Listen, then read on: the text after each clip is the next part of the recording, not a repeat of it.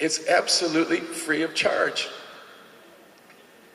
It's a gift to those who have been given the faith and the ability to receive. It's an absolute free gift. Now,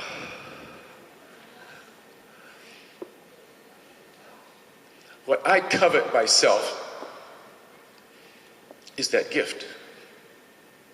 I covet the ability to receive God and the things of God easily and freely, like a child. That's what I crave most of all. That's what I value most of all. Just the ability to comprehend and apprehend and receive and enjoy and be lost in the things of God and full of the Spirit and just be caught up with Him and my mind on heavenly things and just be in another world and just lightly touching this one. Just be lost in eternity, and just the supernatural world becomes more normal and natural than the one I can see. The miraculous life and the power of God and the love of God and the everything that has to do with the Spirit and the eternal things become just normal and natural. And you have no immediate attachment to the things that are temporary. That actually completely sets you free to do whatever you need to do down here to glorify God. In fact, I think the only real way to enjoy the things of this world is to not to love them. As soon as you start to hang on to things and just try to get everything possible you can out of them because you know they're going to slip away, and you're just desperate to enjoy them as much as possible while you can, and you just don't even want to think about the day when you don't have them anymore. That's when you're all uptight. And you're thinking about your career, you know. But guess what? Your career only lasts so many years.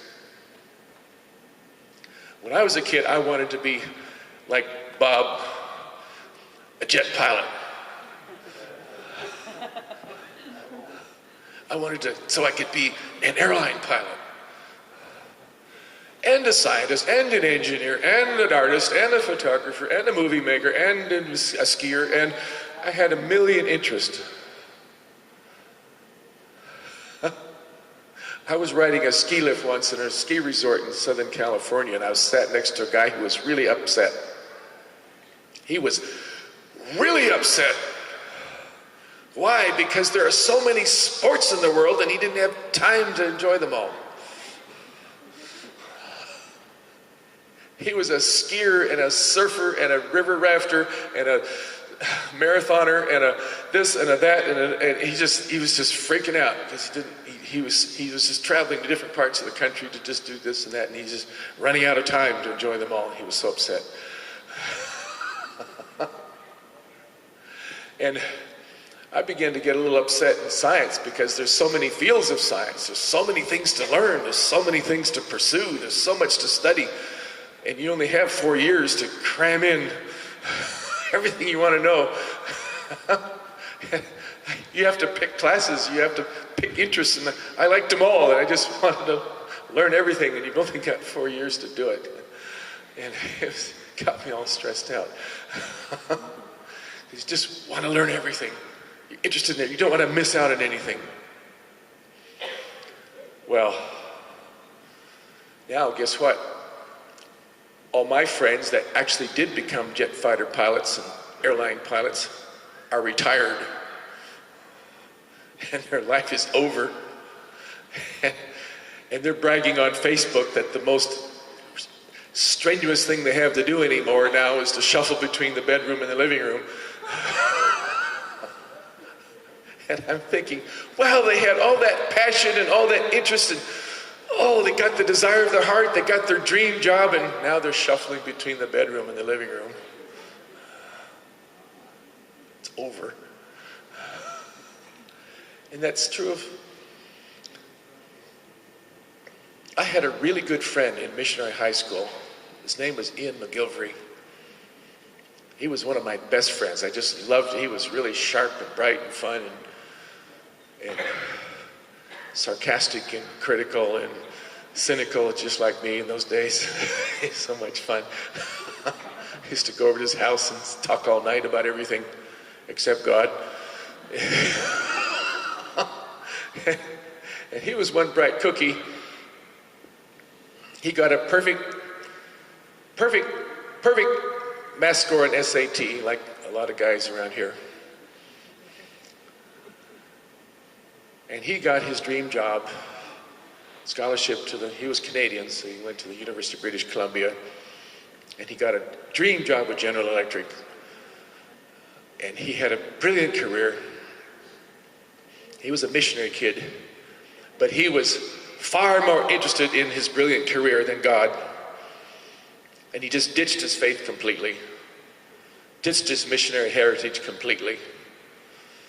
And not long ago, I got an email from my class reunion organizers that Ian McGilvery, he was extremely popular. He had a lot of friends. He was a lot of fun. He had a great personality. He was the life of the party. He was just, everybody liked him. He just had a rich, full life. He just had a brilliant career. And I got this notice that he and his wife and his kids got into a head-on collision on a highway in Canada and was killed instantly. And that was the end of Ian McGilvery. Just like that. Instantly. All the dreams and all the excitement of life and all the enjoyment and all the popularity and all the fulfillment and all the success and all the brilliance and everything, gone. Just like that.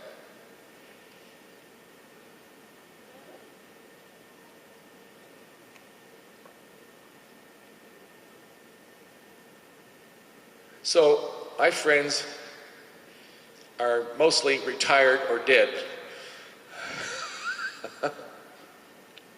And I'm just a little kid starting. I'm starting to see the most powerful, most wonderful, most exciting stuff that I ever dreamed of. And guess what? It's never going to end. It's never going to end. I don't care how old you are. I don't care what mistakes you made in life. I don't care what failures you've had. I don't care how frustrated you are. I don't care how far you've fallen short in your dreams.